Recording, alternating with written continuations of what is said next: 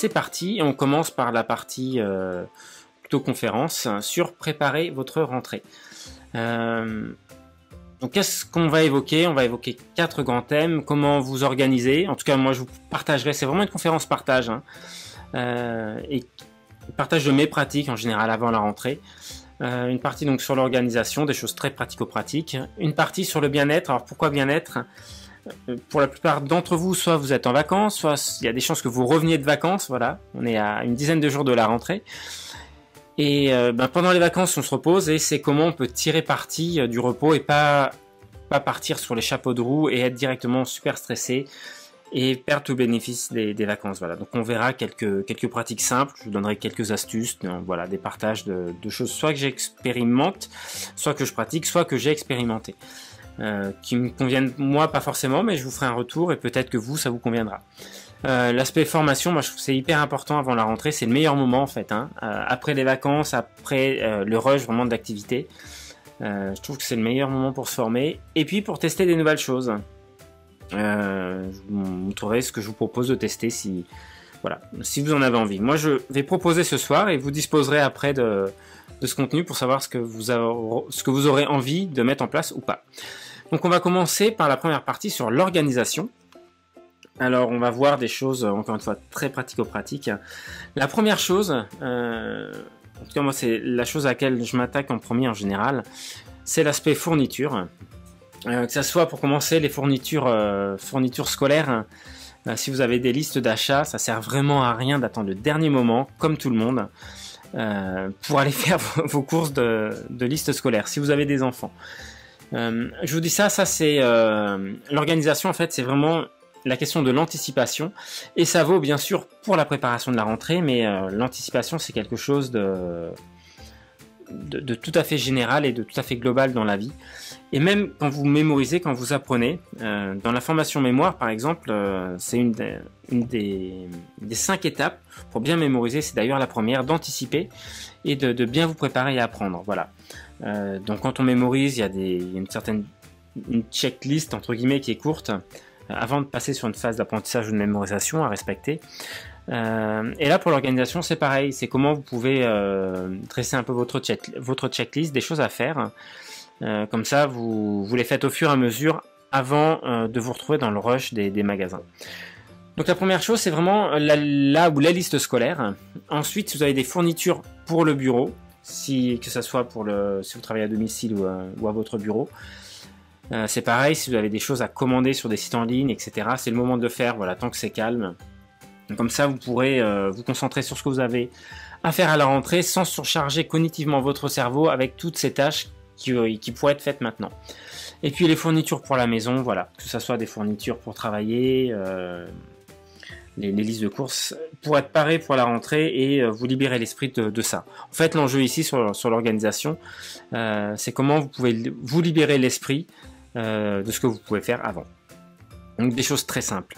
On va avancer. Ce que vous pouvez aussi faire en termes d'organisation, c'est passer par une phase de rangement avant la rentrée. Alors moi j'aime bien faire ça au printemps et à la rentrée. Voilà, enfin à la rentrée, avant la rentrée.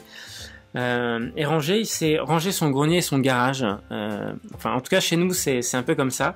C'est un peu des zones qui peuvent devenir des zones de non-droit.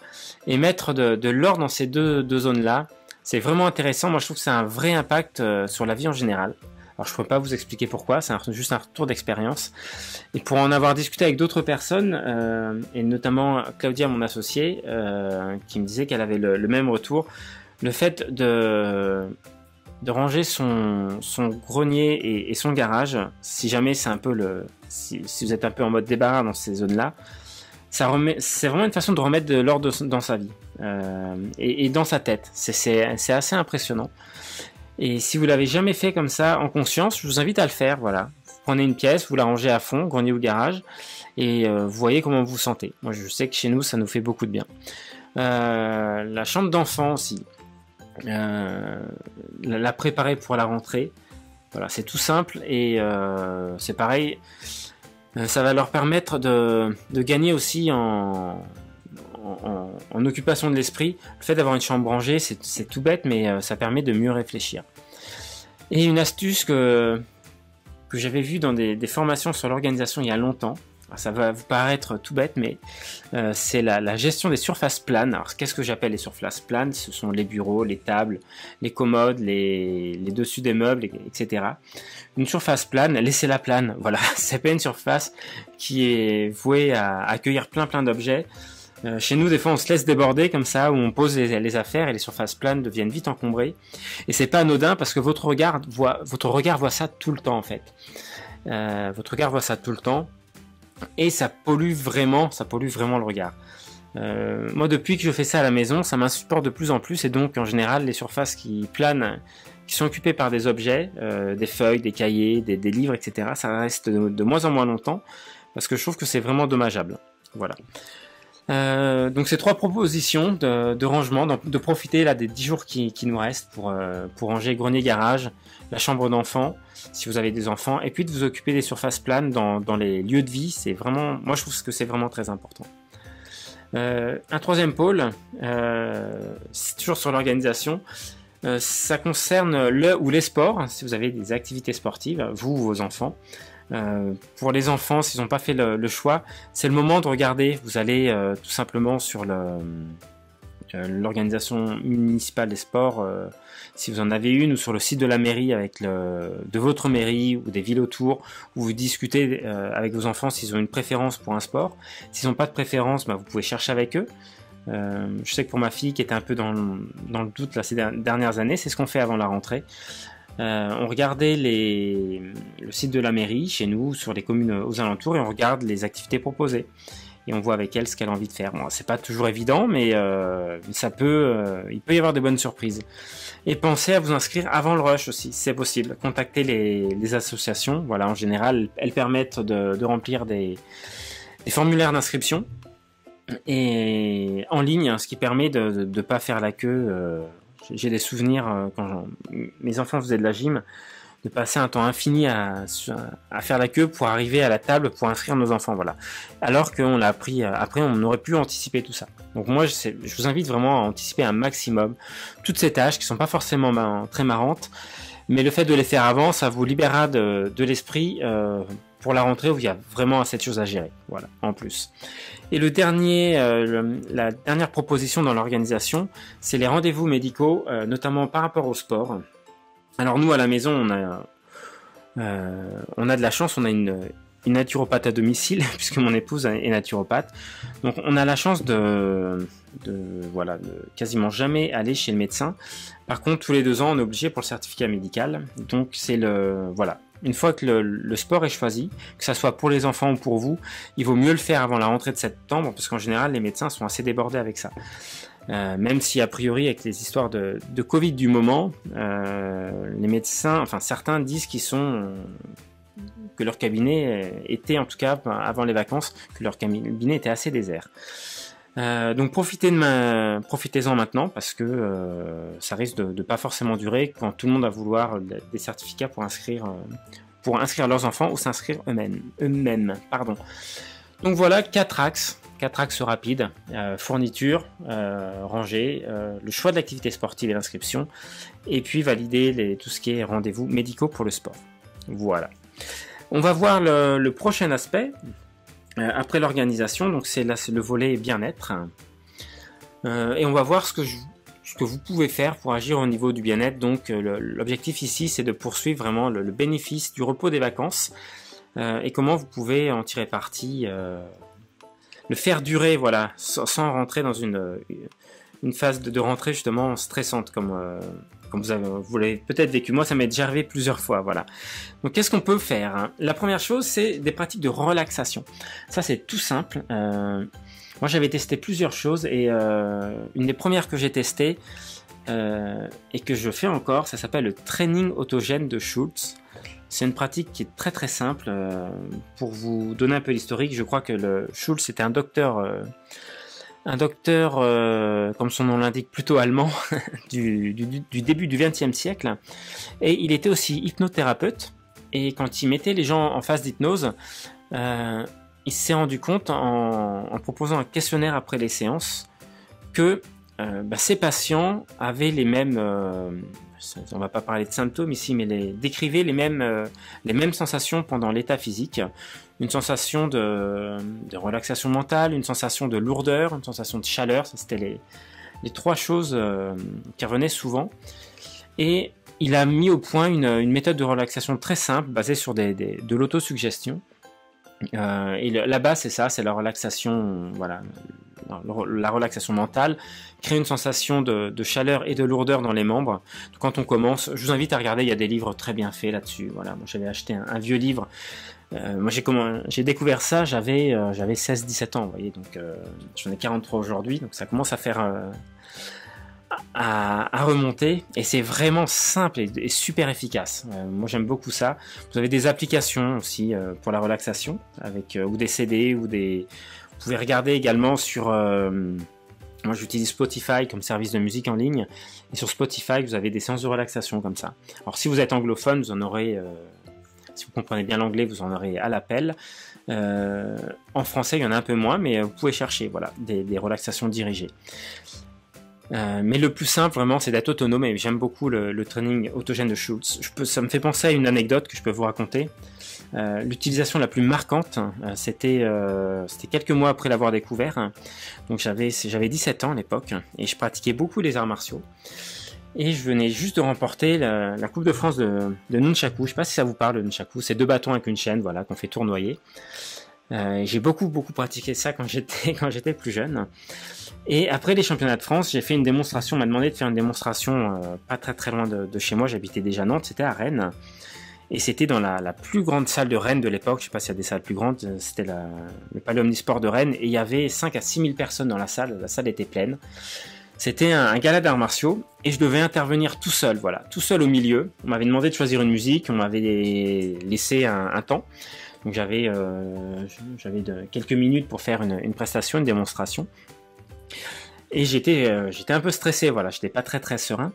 Et je me souviens de m'être retrouvé dans les vestiaires 10 minutes avant, et j'ai fait une relaxation profonde en suivant les étapes, voilà, les 3 étapes du training autogène, d'avoir renforcé vraiment cet état de relaxation. Et je me souviens comme si c'était hier, le moment de rentrer en scène, entre guillemets. C'était pas une scène, c'est plutôt rentrer en piste, hein. C'était un palais omnisport, donc vous imaginez, il y avait une énorme surface de tatami au milieu, de tapis de judo, et les gradins qui étaient pleins tout autour. Et je me souviens passer le couloir pour rentrer, et j'entends encore la voix du présentateur qui disait accueillez-le, il a 17 ans, il doit être tout stressé. Et dans ma tête, je me dis bah non, je suis plutôt cool, ça va bien se passer. Donc ça, c'est toute la puissance de la relaxation, et vous pouvez vraiment être autonome pour gérer votre stress avec ça. Voilà, c'était juste un partage autour de la relaxation et du training autogène, mais il y a plein d'autres méthodes. Qu'est-ce que je vous ai prévu après ? Quelque chose de très connu, j'en ai déjà parlé à l'époque où j'avais un abonnement, j'ai même fait toute une séquence sur la cohérence cardiaque. Alors j'ai fait un cœur qui respire, voilà, parce que la cohérence cardiaque c'est ça, c'est une technique de respiration où vous respirez, vous avez 5 phases respiratoires, donc 5 inspires, 5 expires par minute. Ce qui va vous donner, ce qui met en cohérence en fait les ondes cérébrales et ce qu'émet le cœur. Il y a quelque chose qui se passe, voilà. Il y a plein de mesures qui ont été faites. Ça nous vient des États-Unis, et il y a alors je crois qu'il est docteur, Monsieur Howard, qui a importé ça en France, qui a écrit le livre 365 sur la cohérence cardiaque, un petit bouquin qui se lit vite et qui est plutôt bien fait. Autrement, vous avez plein d'applications sur vos téléphones.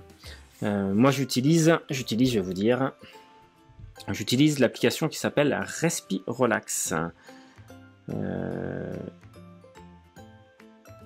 Est-ce que je l'ai sur mon téléphone? C'est bien Respirelax. Je regarde en même temps. Alors je l'ai pas sur le téléphone. Est-ce que je l'ai sur l'iPad? Je regarde ça. Voilà, Respirelax Plus. C'est cette application. Je vais remettre. Allez, on va vous remettre la webcam. Vous voyez, c'est cette application là sur l'iPad. Respirelax. Et en fait, après cet écran d'accueil, vous avez cet écran là. Donc vous pouvez choisir la durée. Vous appuyez sur Play. Et quand la bille monte, vous inspirez. Vous avez une petite musique que vous pouvez couper. Et quand la bille descend, vous expirez, tout simplement. Voilà, et ça dure 5 minutes. Donc j'aime bien faire ça le matin. Alors il préconise de faire ça 3 fois par jour. 5 minutes, oui, c'est tout à fait faisable. Pour être sincère, je le fais pas forcément 3 fois par jour. Mais j'aime bien le faire de temps en temps, quand je sens une pointe de stress ou une anxiété ou quelque chose comme ça, ou juste quand je suis fatigué, voilà. La cohérence cardiaque m'aide quand même beaucoup quand j'en ai besoin. Donc si vous n'avez pas l'envie de lire, ou de prendre le temps de lire les livres sur le sujet, vous téléchargez Respirelax, c'est une application gratuite qui fait très bien le job et vous pratiquez, voilà. Ça marche très bien, il n'y a pas besoin d'avoir la théorie. Voilà, pratiquer, c'est le plus important. Alors, je reviens sur la présentation. Après, vous avez aussi des pratiques de méditation. Alors, la méditation, c'est différent de la relaxation. La relaxation, on va viser un état de relaxation du corps. La méditation, alors, c'est un terme qui est un peu galvaudé. Pas galvaudé, mais qui a plusieurs significations. On va plutôt s'occuper de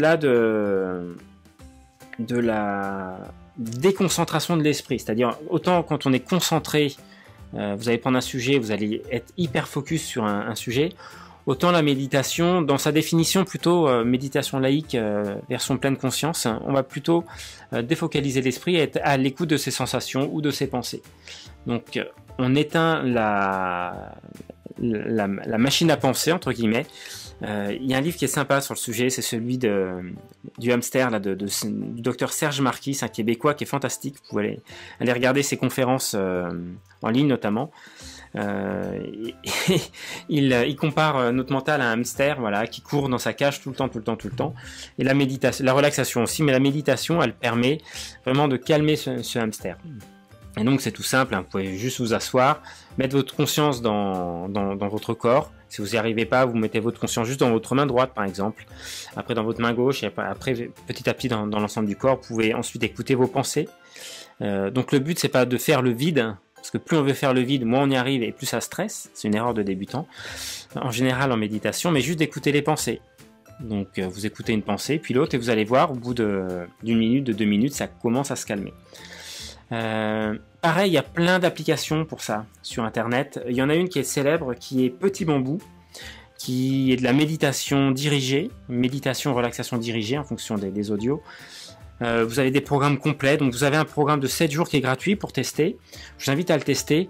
Alors pour être honnête, moi c'est pas vraiment ma tasse de thé, la méditation dirigée. Je préfère vraiment mettre un timer et me prendre 5 ou 10 minutes et juste écouter. Moi je préfère ces pratiques-là en autonomie. Maintenant j'entends beaucoup de bien de cette application. J'en parlais avec une personne qui le pratique là à Nantes. On déjeunait ensemble il y a encore 2 jours, on parlait de méditation et de Petit Bambou, et eux ils font ça au bureau collectivement, voilà. Ils sont 3 à travailler ensemble et ils font des séances de Petit Bambou de temps en temps. Je vous invite vraiment à essayer. Si vous n'avez pas l'habitude de la méditation, si ça vous dit rien du tout, testez ça. Les voix sont douces, il y a une voix féminine, une voix masculine, les voix sont douces, très très agréables. La dernière chose que je voulais vous proposer, c'est la visualisation. Alors là, c'est un peu différent, à pas forcément confondre avec la concentration. La visualisation, c'est quoi? C'est juste fabriquer consciemment des images dans sa tête. C'est beaucoup utilisé. Ceux qui ont suivi par exemple la formation Super Mémoire en ligne, ou qui ont déjà suivi la formation présentielle sur la mémoire, j'en parle beaucoup. Ceux qui ont suivi la formation Mind Mapping en ligne aussi, pas en ligne mais en présentiel, il y a une petite séquence découverte de la méthode des lieux. Voilà, la visualisation, l'imagination dirigée et consciente, on la pratique énormément dans les techniques de mémorisation. C'est un des secrets en fait, c'est un des secrets des méthodes mentales, ce qu'on appelle la mnémotechnie.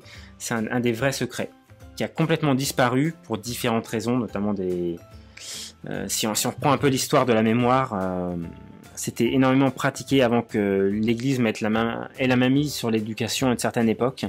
Effectivement, des images qui marchent très très bien quand on mémorise, c'est des images à caractère sexuel. Et quand vous lisez des comptes rendus de champions de mémorisation, encore aujourd'hui, voilà, des fois c'est très très salé. Mais ça, leurs films mentaux sont très salés. Et du coup, pour une question de mœurs, ça avait disparu pendant très très longtemps.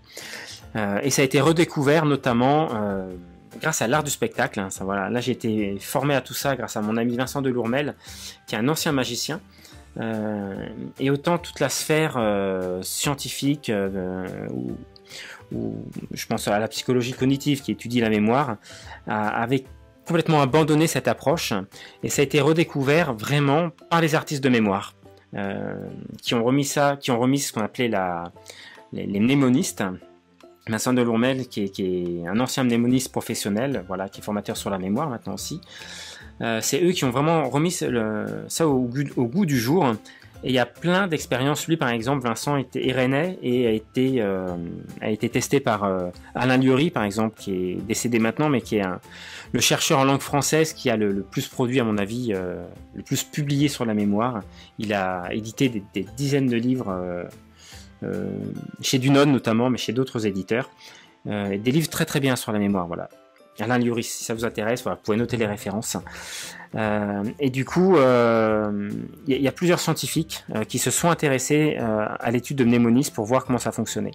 Et du coup, ça commence à rentrer dans les mœurs. Mais là, je voulais pas vous parler de la visualisation pour la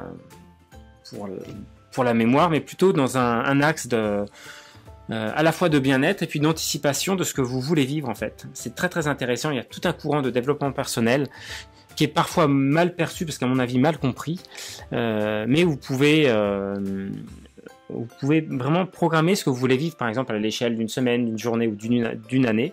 C'est pas pour ça que vous allez vivre tout ça, mais vous conditionnez votre cerveau à un certain état mental, à un certain état émotionnel, et avec la visualisation, vous pouvez vraiment induire ça.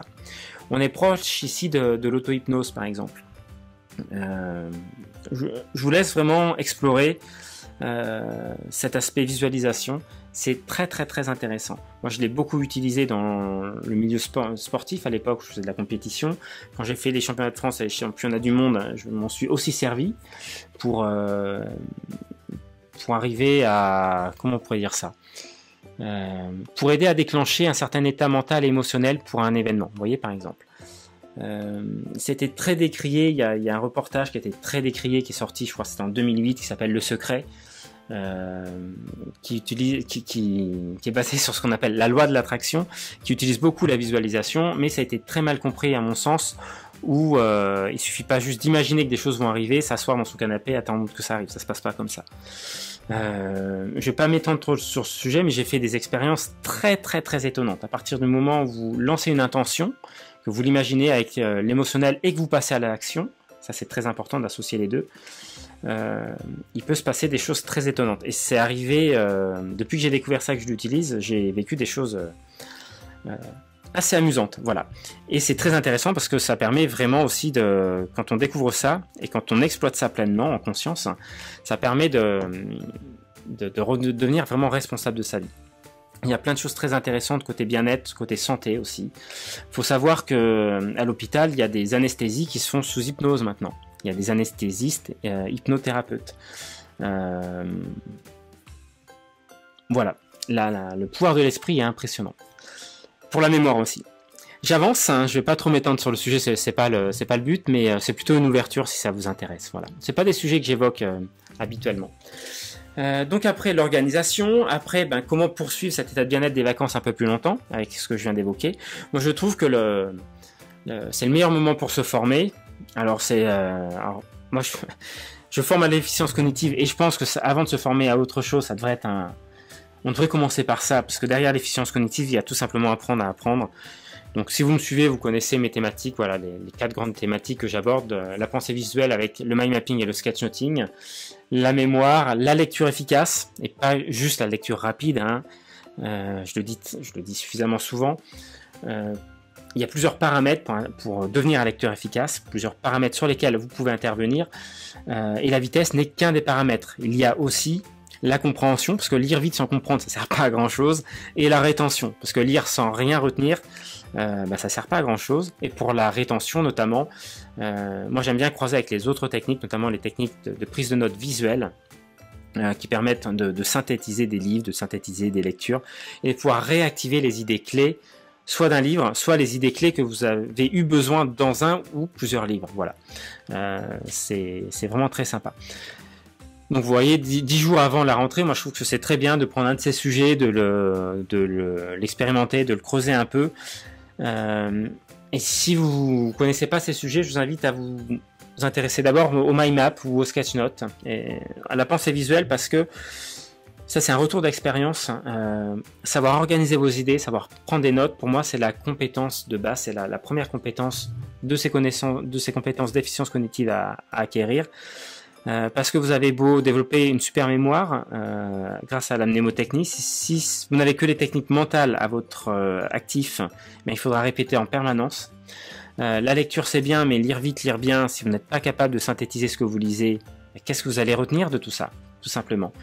Donc dans mon système vraiment de traitement d'information, moi je mets le mind map au centre. Et ensuite, une fois que ça c'est maîtrisé, sur une échelle verticale, vous pouvez aller plus loin dans les outils de pensée visuelle, avec le sketchnoting, avec la facilitation graphique, avec la carte conceptuelle, en développant d'autres outils. Alors ça c'est vrai pour moi, j'ai remarqué que d'autres personnes préfèrent passer par le sketchnoting, donc je suis un peu moins, comment dire, un peu moins... le terme m'échappe, un peu moins affirmatif, parce que j'ai vu des gens qui se sont vraiment débloqués au sketchnoting et pour qui le mind mapping correspondait moins. L'important ici c'est de prendre un outil de pensée visuelle et de commencer par ça, voilà. Et quand vous maîtrisez ça, imaginez une ligne de temps, en amont, avant, après vous pouvez travailler sur la captation, donc c'est là où la lecture efficace va être super intéressante, ou en aval vous pouvez travailler sur la rétention, la mémoire, et même la mémoire avec les outils de pensée visuelle. C'est voilà, moi c'est ce que j'aborde dans mémoire et pensée visuelle. Là j'utilise le terme de pensée visuelle avec une définition vraiment plus étendue, dans le sens où ça n'est plus juste des mots et des éléments visuels pour gérer de l'information avec papier et crayon, mais c'est comment on pense en images, avec du matériel pour écrire ou juste avec sa tête, donc avec la mnémotechnie, et comment on peut associer les deux. C'est hyper puissant. Et les techniques seules ne suffisent pas assez. Il faut avoir ici une vision stratégique. La vision stratégique pour la mémoire, c'est comment les différentes techniques que je maîtrise séparément, comment je les assemble pour atteindre mon objectif. Voilà, c'est ça. Mon objectif d'apprendre une langue, où là la mémoire va être utile, mais on va plutôt utiliser des stratégies d'acquisition de vocabulaire ou de compréhension, que ça soit pour des cours d'histoire, des cours de fac, etc. J'ai accompagné des étudiants, par exemple, en médecine ou en droit. Voilà. Quand on a une vraie stratégie, qu'on met ces outils en place, moi je suis toujours surpris par la puissance de ces outils, dans le sens où c'est pas qu'il n'y a pas d'efforts à faire, mais il y a beaucoup moins d'efforts, c'est ludique, et les efforts que vous produisez, chaque effort est une brique que vous posez sur le mur. Les briques tombent pas du mur, contrairement à des techniques comme juste la répétition.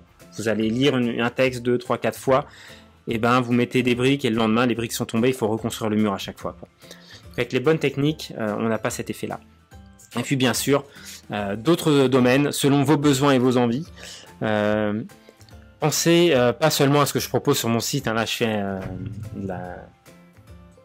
oui, c'est pas que de la pub, j'y crois vraiment en fait, et je pense que tout le monde devrait s'intéresser à cette notion d'efficience cognitive, parce que ça soit à l'école, que ça soit à la fac ou dans sa vie professionnelle, on est tous à traiter beaucoup d'informations, et ça facilite énormément la vie.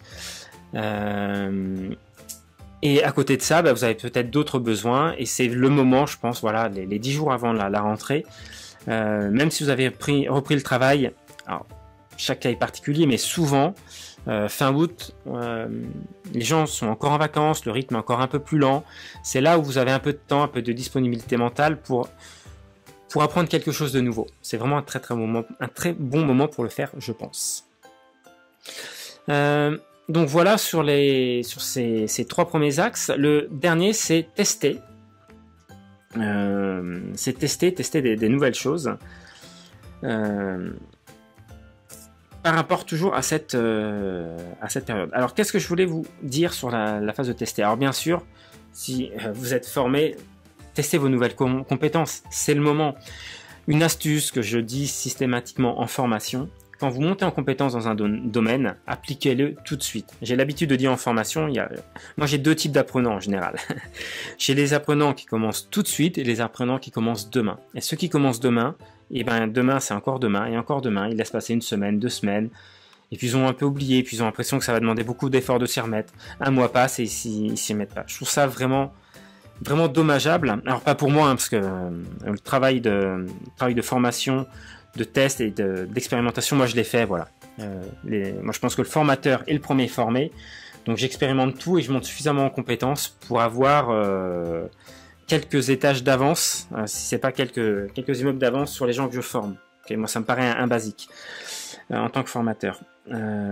Et en tant qu'apprenant, moi je trouve que les gens qui s'y mettent tout de suite, le soir même ou dès le lendemain, mais tout de suite, qui n'attendent pas, c'est ceux qui font vraiment la différence.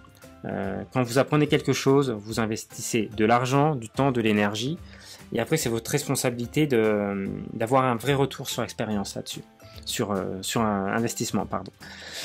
Et comment faire pour mettre ça en application le plus vite possible? Parce qu'il y a des fois une peur de mettre ça, je vois ça par rapport aux outils de pensée visuelle. J'apprends le mind map, mais comment je mets ça en place dans mon travail?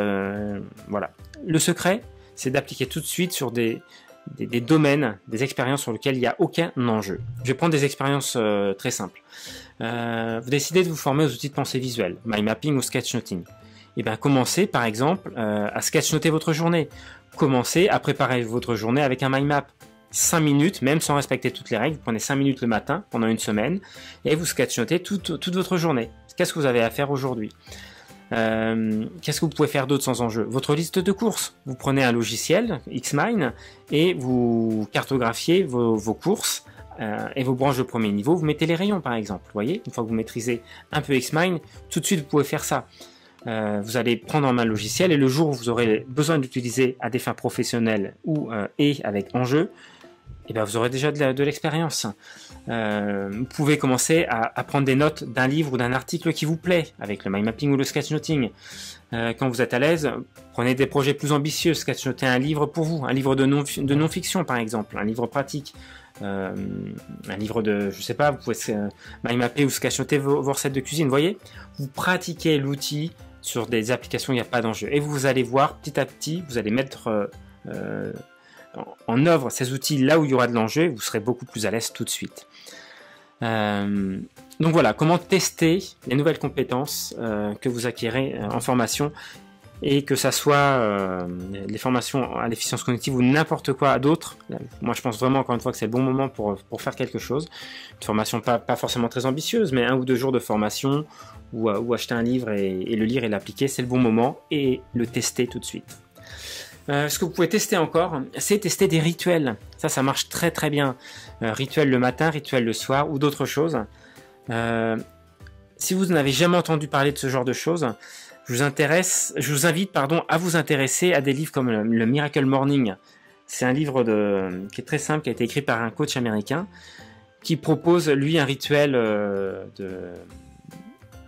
d'1 heure le matin, avec 20 minutes par 5 rituels en fait de 20 minutes.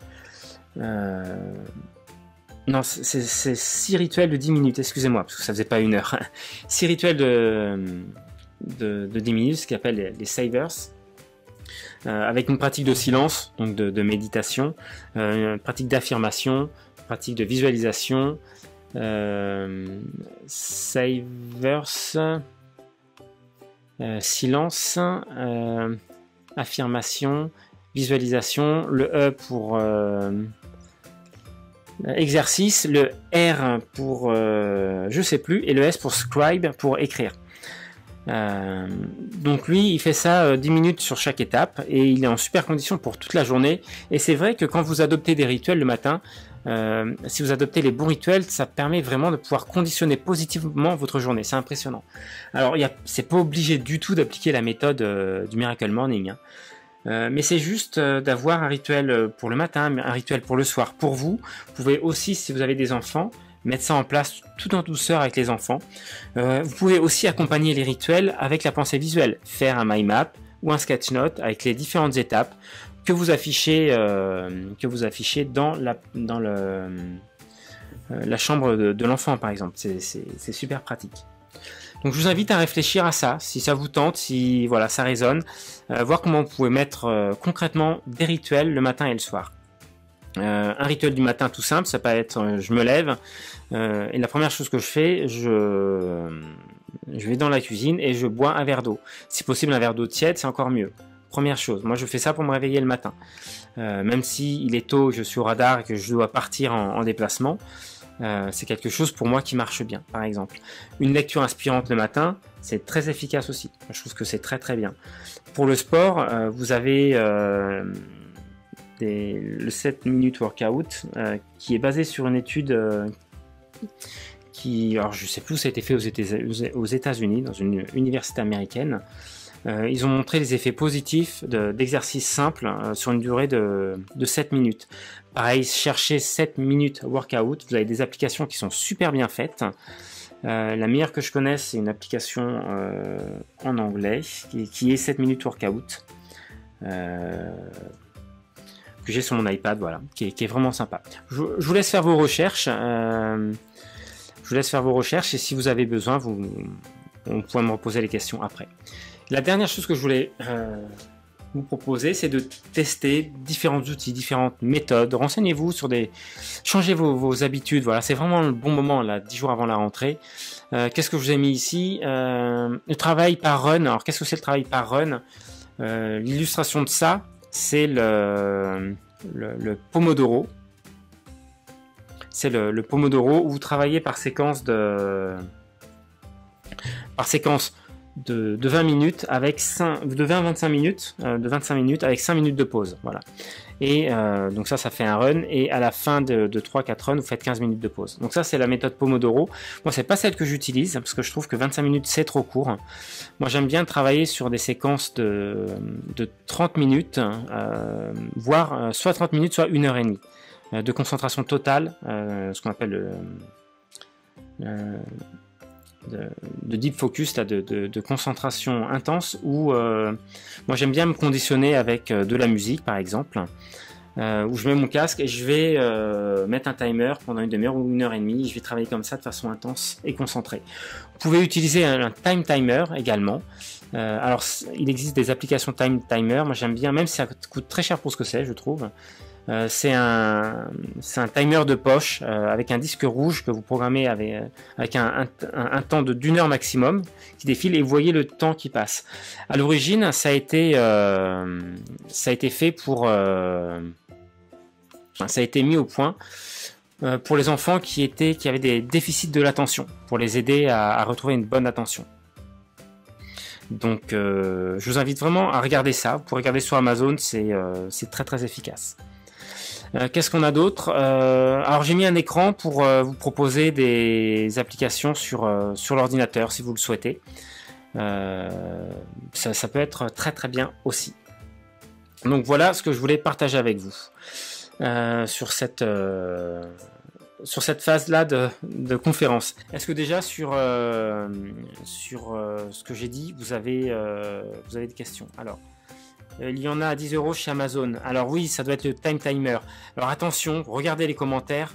Moi j'ai acheté le vrai. Je l'ai acheté en Belgique là, lors du festival Out of the Books auquel je donnais une conférence et j'ai animé un atelier. Moi j'ai acheté vraiment celui de marque parce qu'il y a beaucoup de commentaires négatifs sur les appareils chinois pas chers. Soit il y a un tic-tac, et là c'est juste insupportable, ce que ne fait pas le time timer, il est vraiment silencieux.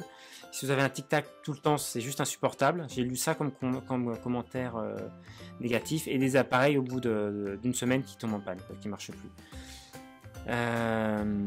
Mais à tester, voilà. À tester, si vous voulez tester un truc à 10 €, testez. J'ai aucune action chez Time Timer ou Amazon ni rien. J'ai même pas de lien d'affilié à vous proposer. Allez voir sur Amazon. On est vraiment en mode partage d'expérience là. Est-ce que c'est clair? Est-ce que vous avez des questions?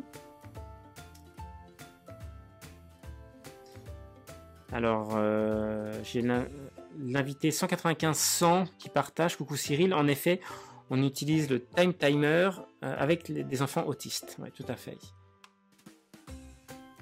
Ah, on était au rituel. Ok, bon, bah, vous avez eu une répétition des formations et des enjeux. J'ai fait plus court là sur la deuxième. Ah, bah merci, invité 192 440. Sur le time timer, toujours, c'est le cas. En effet, pour avoir testé ceux à 10 €, tic-tac, et ça casse vite. Bon. Alors, c'est vraiment, moi, j'ai hésité pendant des années avant de l'acheter. Puis, je suis tombé dans ce festival où il était un stand, je l'ai acheté.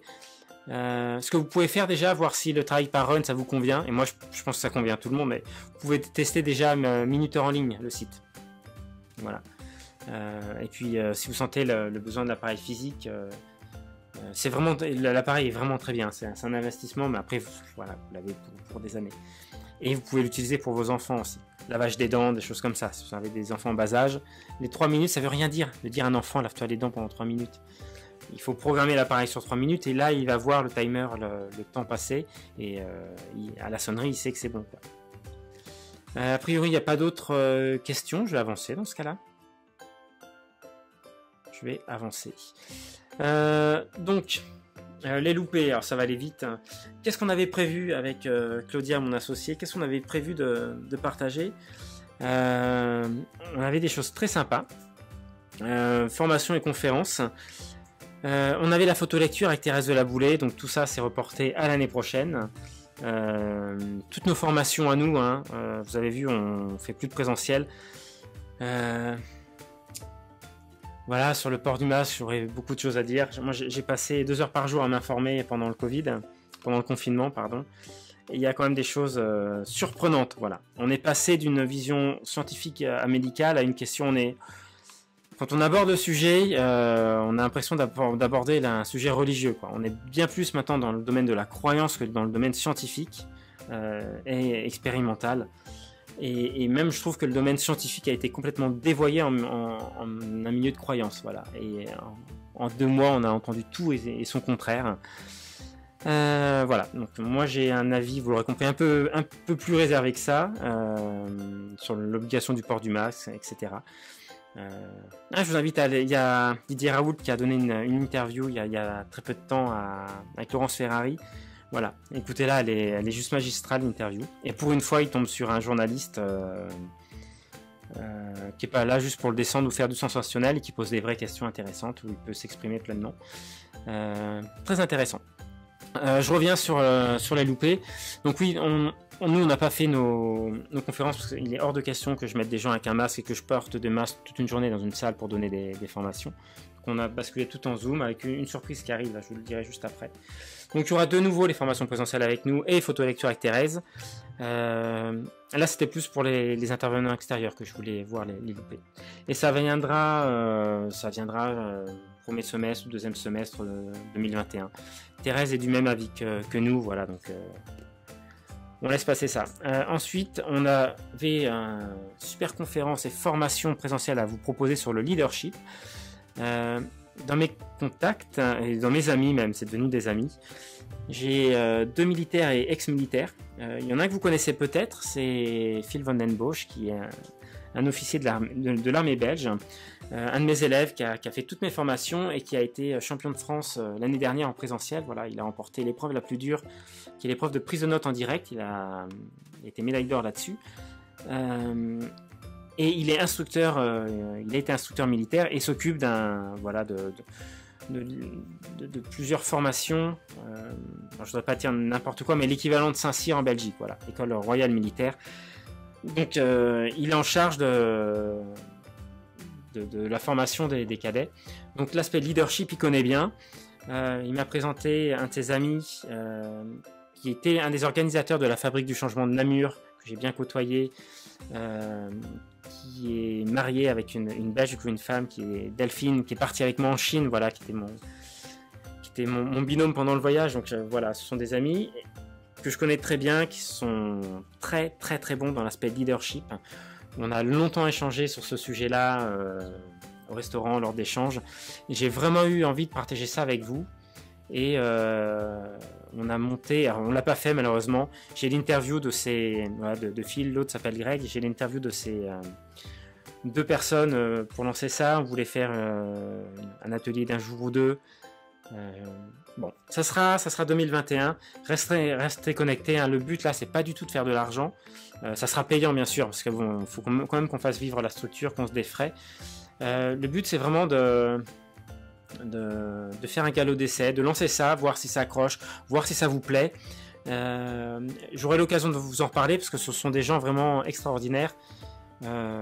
Et j'ai hâte de voir leur animation, comment ils vont amener les méthodes militaires dans le civil. C'est ça tout l'intérêt en fait, de voir comment ils abordent le leadership militaire dans le civil, sachant que Greg lui est un ancien officier à très fort potentiel et qui est maintenant coach. Donc lui a déjà fait la bascule et Phil est en train de la faire parce qu'il cherche beaucoup et il amène ça en plus au sein de l'armée.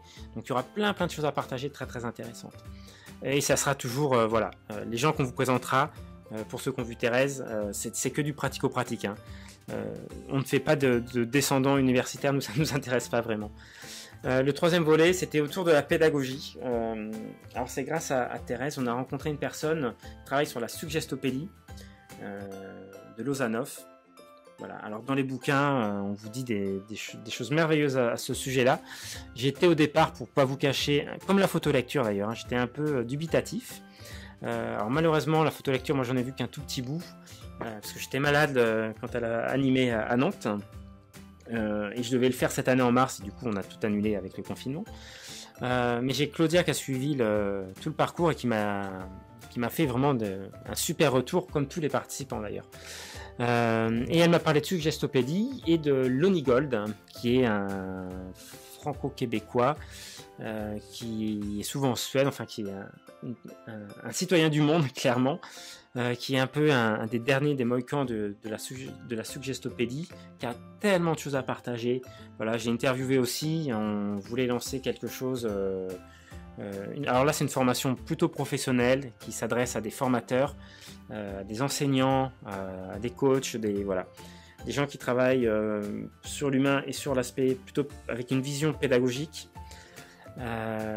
Et c'est pas pour devenir formateur hein, en suggestopédie, c'est pour intégrer ces outils-là dans vos pratiques, quoi. C'est pour devenir praticien, on pourrait dire praticien en suggestopédie. On vous en reparlera parce que ça a été une vraie belle découverte. Donc là, je fais un peu de teasing, voilà. C'est pour partager des déceptions, voilà aussi. J'ai hâte que cette période se termine pour qu'on puisse revenir à une vie normale et qu'on puisse vous proposer ça en présentiel. Ce que je voulais vous proposer ensuite, c'est quelques news pour la fin de l'année et pour 2021. Donc pour 2021, je pense plutôt la fin de l'année, on aura ça qui va revenir.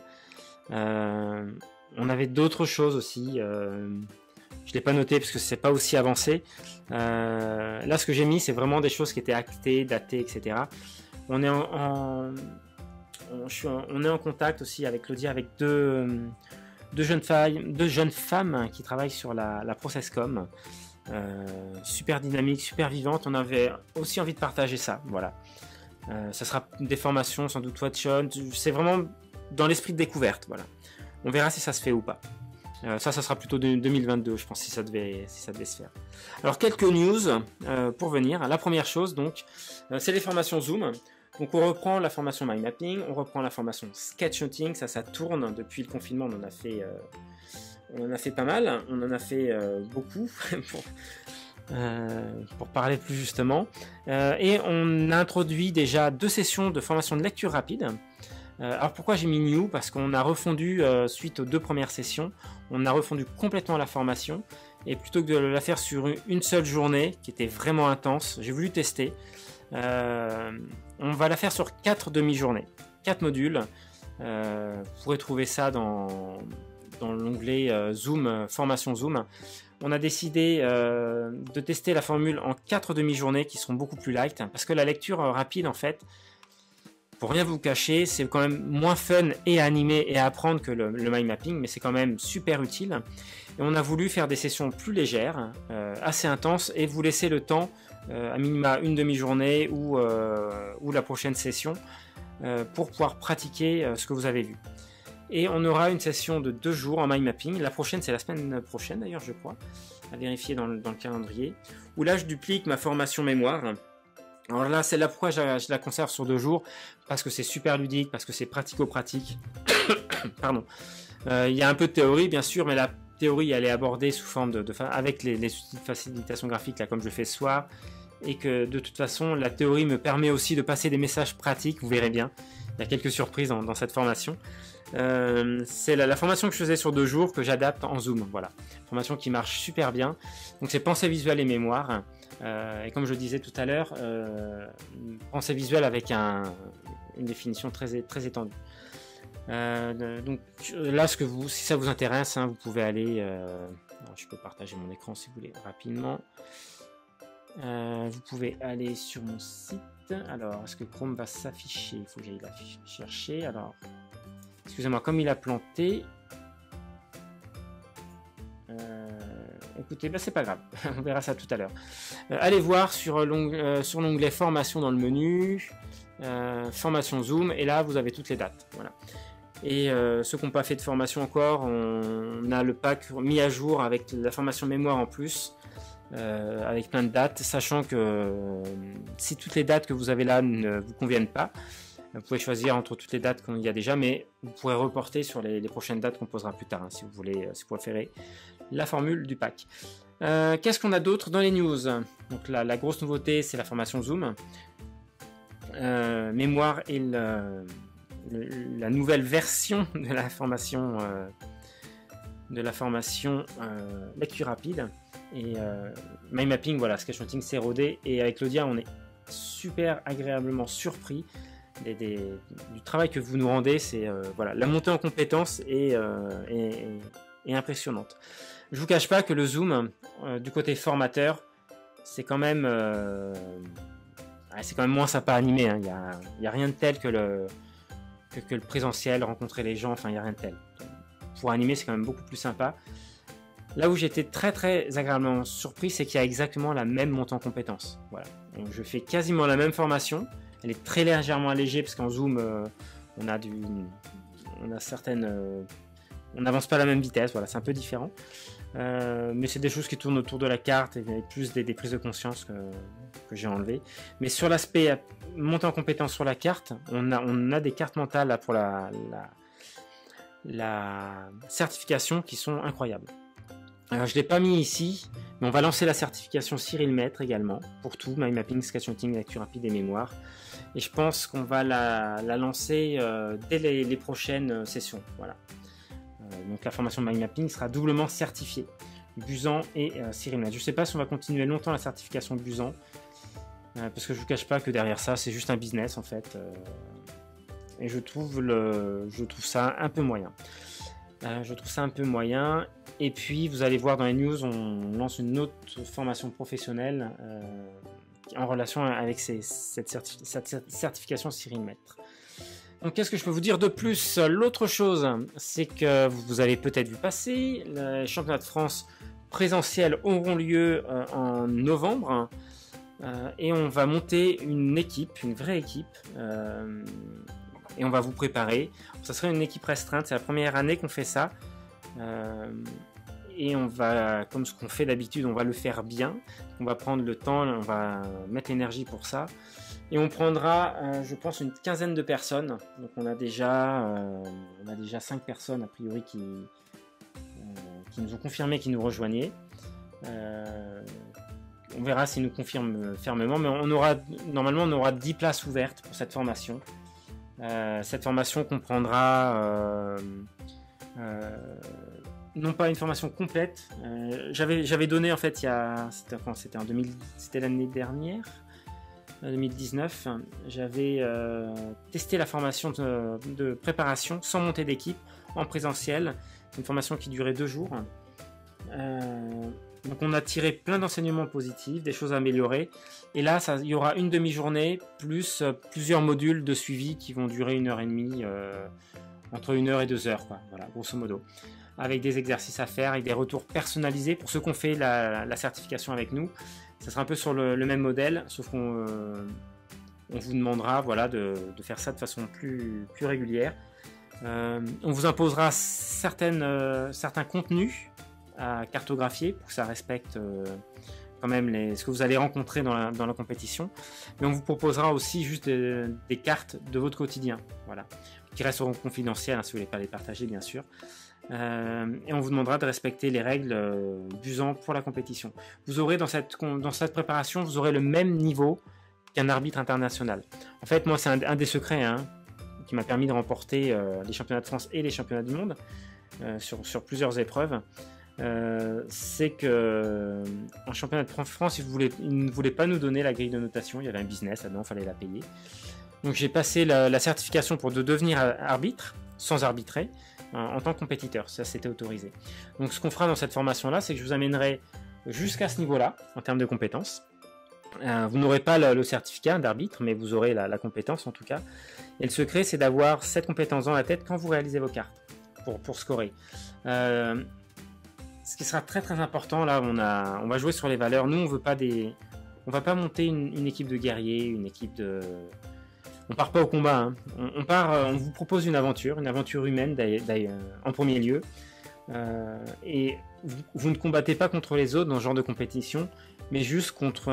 c'est même pas... Vous combattez pas, c'est que vous êtes en partenariat avec une grille d'évaluation.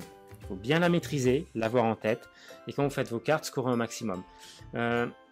Est-ce que c'est fondamental de participer au championnat de France ou à des compétitions de mind mapping? Non, absolument pas. Par contre, c'est une belle aventure humaine et surtout, les règles sont tellement contraignantes que si vous arrivez bien à maîtriser les règles, si vous faites les règles busant dans l'art de la compétition, c'est encore plus contraignant que les règles classiques de la formation praticien. Si vous arrivez à rentrer dans le moule busant, c'est très facile d'en sortir et vous allez voir, moi ça m'a fait faire un bond en fait. Hein. Je me suis très peu préparé, hein, je l'ai raconté plusieurs fois là, pour les championnats de France, quasiment rien pour les championnats du monde. Pour les championnats de France, je me suis préparé sérieusement une semaine et j'ai fait un bond énorme en fait en mind mapping. Donc, et pourtant ça faisait des années que je le pratiquais déjà. Donc c'est l'intérêt. Et là en plus vous serez accompagné. Vous serez accompagné par moi du coup, qui suis à la fois formateur mind mapping, bientôt formateur de formateur, qui suis champion du monde, champion de France. J'ai été arbitre au championnat de France, au championnat du monde. Je suis arbitre international. Claudia est praticienne, formatrice mind mapping. Elle est aussi arbitre. Elle a arbitré au championnat de France plusieurs fois. Donc voilà. Je pense qu'on a l'expérience et le bagage pour vous amener à faire une belle expérience. Et ça sera pas ouvert à tout le monde. Il y aura que 10 personnes, donc on vous enverra un questionnaire. On verra quels sont vos objectifs, votre envie de travailler avec nous là-dessus. Et on demandera de vous engager parce que nous, on va vraiment donner. Ça sera une formation qui sera payante, un accompagnement qui sera payant, qui comprendra, ça sera vraiment pas cher parce qu'on comprendra le prix d'inscription dedans. Et si on vous consacre autant de temps, on demandera une contrepartie. C'est que vous vous engagez à faire les choses bien aussi. Ça nous paraît basique et normal. Et on vous promet une très très belle aventure. La dernière news que je voulais partager avec vous, et ça c'est une très bonne nouvelle. Ça fait longtemps que je voulais le faire. J'ai testé un tout petit comité l'année dernière et là je le lance. C'est qu'on lance notre première session de formateur mind mapping, de formation de formateur pro mind mapping. Alors attendez, je vais juste retourner. Voilà, ici.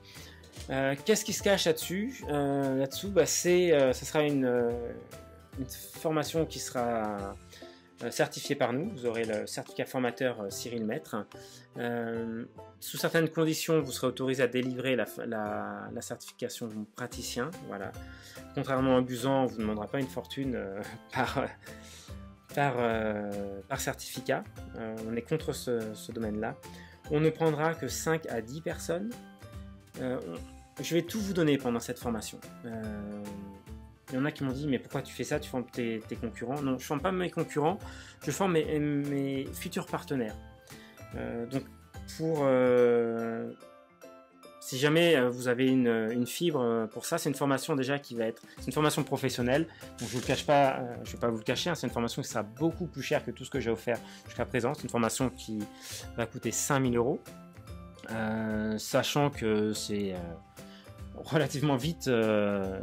C'est même vite rentabilisé quand vous commencez à travailler avec cette formation. Ce que je vous donne, c'est les 2 jours de formation praticien, toute l'ingénierie pédagogique. Je fais intervenir un formateur, 2 formateurs FPA, donc de formateurs professionnels pour adultes, pour vous parler de la posture du formateur.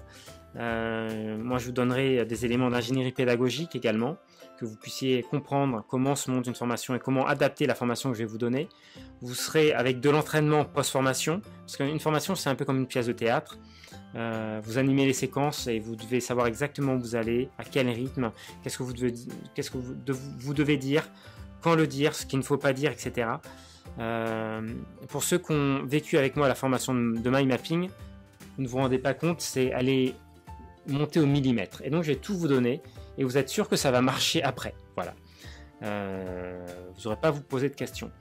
En plus de la formation va durer 5 jours. Ça sera à Nantes ou à Paris. Très certainement à Paris, parce qu'on a déjà commencé, alors je vous l'ai pas dit, mais là on recrute les gens en fait. Voilà. La formation n'est pas ouverte. On leur recrute sur quels critères?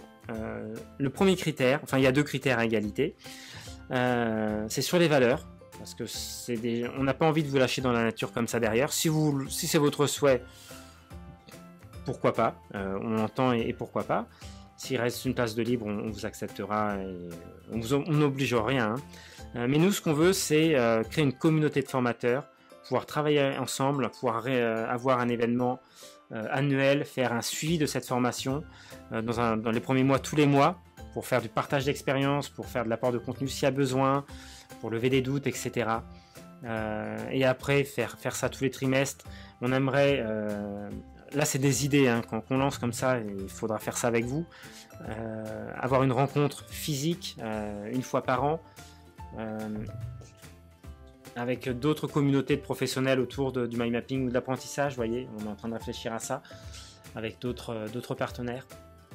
Donc c'est pas, il y a vraiment tout un bagage. Et les valeurs sont très importantes. Le deuxième gros critère, c'est que vous ayez un projet. On n'est pas là pour vous prendre 5 000 € et puis que vous n'en fassiez rien. C'est important que ça s'insère dans un projet professionnel. On fera une conférence vraiment sur ce sujet-là, avec Claudia, j'espère qu'elle sera disponible le jour de ce jour-là, pour vous présenter la formation en détail. Ce qu'on appelle un projet, soit vous voulez devenir indépendant, vous savez où vous allez, vous avez un projet construit, et vous allez pouvoir démarrer vite. Soit vous êtes salarié, vous voulez rester salarié, vous pouvez même faire prendre en charge la formation par votre société si vous voulez, et vous êtes ce qu'on pourrait qualifier d'un intrapreneur ou un peu un cheval de Troie entre guillemets, et vous voulez former, créer un espèce de pôle formation mind mapping en interne. J'ai déjà formé des gens en individuel comme ça, voilà. Donc je sais que ça existe. Ça sera la deuxième possibilité, sachant que je pense que 99% des gens seront plutôt dans la première voie.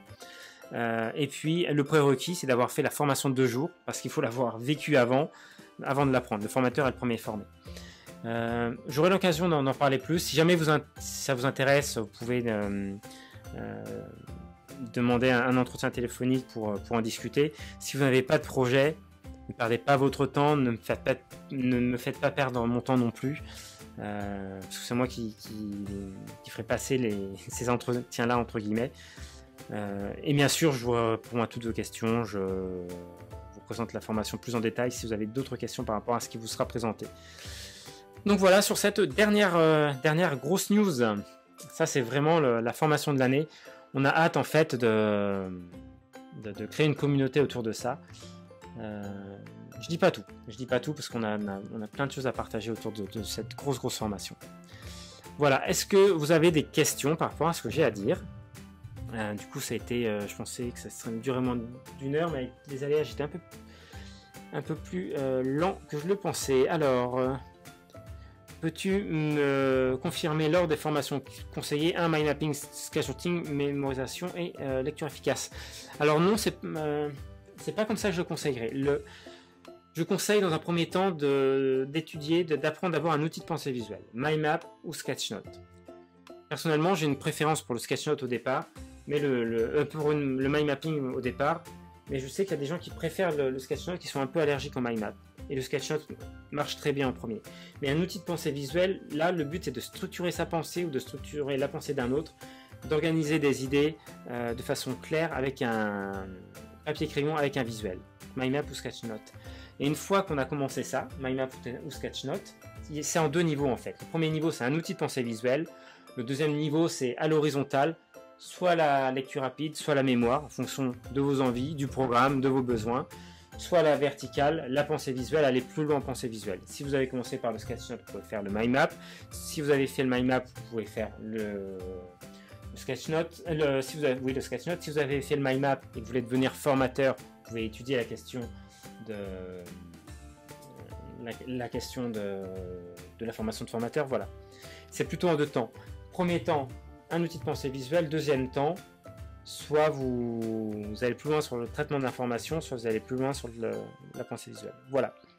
J'espère que j'ai répondu à la question invitée 192 440. Cette phrase, je ne forme pas mes futurs concurrents, mais mes futurs partenaires, résume tellement ce que certains autres formateurs ne comprennent pas, et je trouve cette façon de penser exemplaire. Je sais pas si c'est exemplaire, ça me paraît... on parlait de la situation sanitaire, voilà, ça paraît du bon sens, voilà. Et des fois, j'ai l'impression que le bon sens ne court pas les rues, malheureusement. C'est juste du bon sens. J'ai appris, c'est une vision que j'ai appris avec le travail sur Internet, où en fait, la métaphore de ça, quand on est formateur, notamment sur Internet, quand vous vous intéressez à un sujet, par exemple, vous allez acheter un livre d'un auteur sur un sujet. Et si le sujet vous intéresse, il y a des chances que vous achetiez un 2e livre, un 3e livre d'autres auteurs sur le sujet. Et en fait, qu'est-ce qui se cache derrière ça? C'est que derrière un sujet, il y a plusieurs angles, plusieurs façons de l'approcher, ou plusieurs applications possibles d'un sujet. Si je parle du mind mapping, vous pouvez apprendre le mind mapping de façon très généraliste avec un bouquin comme Dessine-moi l'intelligence de Tony Buzan.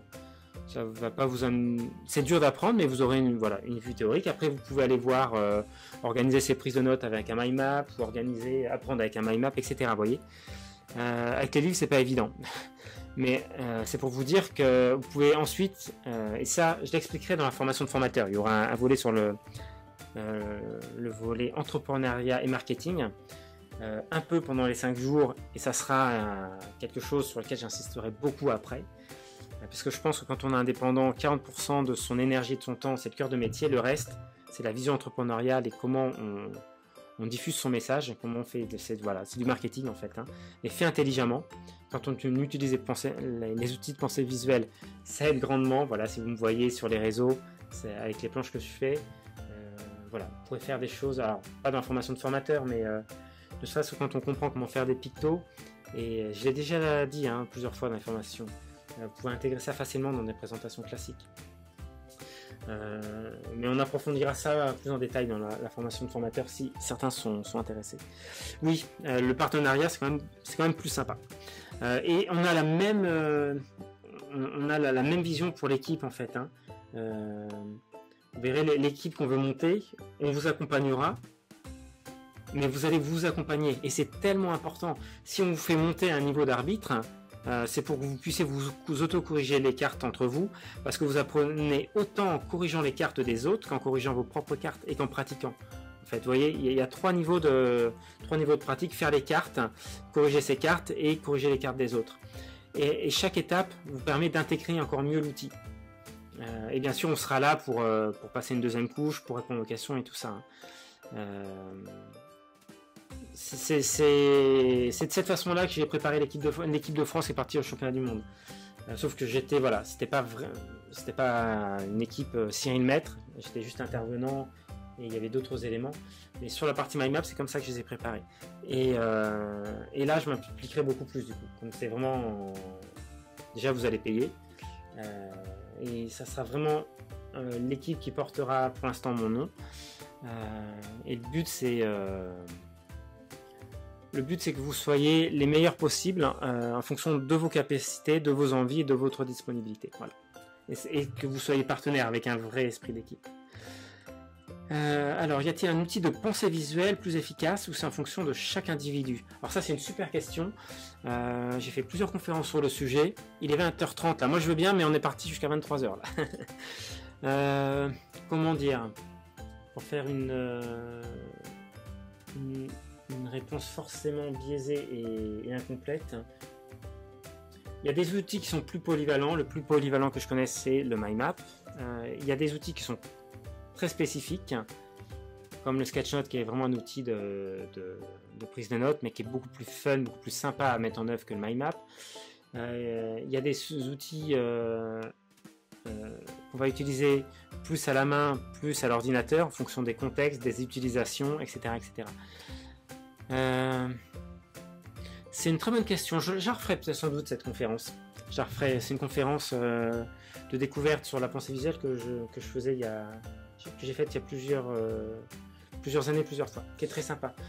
Donc c'est pas plus efficace en fait. Ça dépend de ce qu'on veut, ça dépend de ce que vous voulez apprendre déjà. C'est toujours pareil. Hein, vous pouvez, si vous voulez être compétent dans un domaine, demandez-vous est-ce que je suis prêt à payer le prix.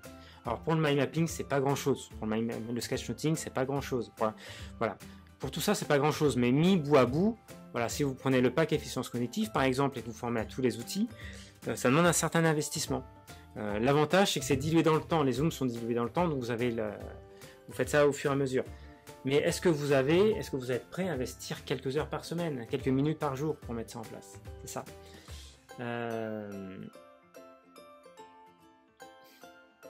Ils sont tous efficaces, voilà, et ça dépend de votre sensibilité, ça dépend des domaines d'application, on va dire ça comme ça, mais la réponse est biaisée. C'est compliqué de répondre en une minute comme ça. Y a-t-il d'autres questions? Dites-moi, si c'est bon, on va s'arrêter là. Je ne vois rien passer. La date du championnat de France, on va vous la donner, c'est le 21 novembre, et je vais communiquer bientôt là-dessus. Hein. Et la place du championnat sera comprise dans la place pour l'équipe de toute façon. Et voilà, n'achetez pas la place à côté, ça serait dommage pour vous. Ok, et ben écoutez, merci à vous de votre présence. Je vous souhaite une très très très bonne soirée, et puis je vous dis à très vite, voilà, sur le site. Bonne soirée, au revoir.